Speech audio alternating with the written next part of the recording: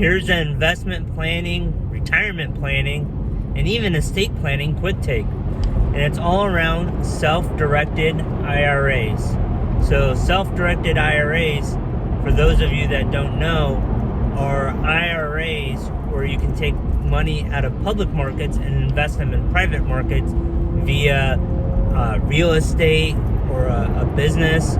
And it's for high net worth people, it's a really popular way to kind of get exposure to markets that you don't get to with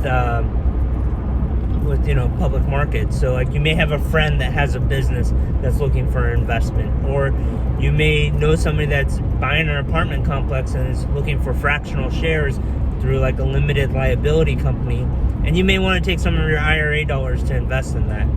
And the reason why I say this is a three-part or three areas that we're going to cover, and this will be obviously a little bit longer of a quick take, but the first thing I want to say is that if you're above required minimum distribution age, you should really think twice about doing this within an IRA.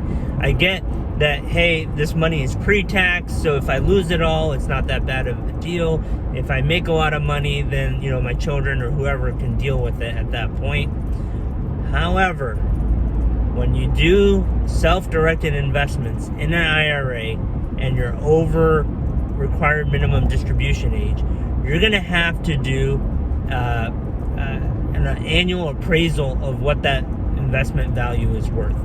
And when you do that, that's going to cost a lot of money from that business owner that you're investing in, or real estate. Then you're going to have a problem of liquidity, because you're going to still have required minimum distribution. So there's a lot of other pieces to that puzzle that you still have to deal with in order to making sure that happens correctly. The other thing that I would say is really from a continuity standpoint of planning, right? I have seen time and time again where, let's say you have husband and wife. Wife was invested in real estates and loved all this complex investments. Husband, not so much. The wife passes away. The husband is like, I don't understand any of this, and basically sells out of all those investments.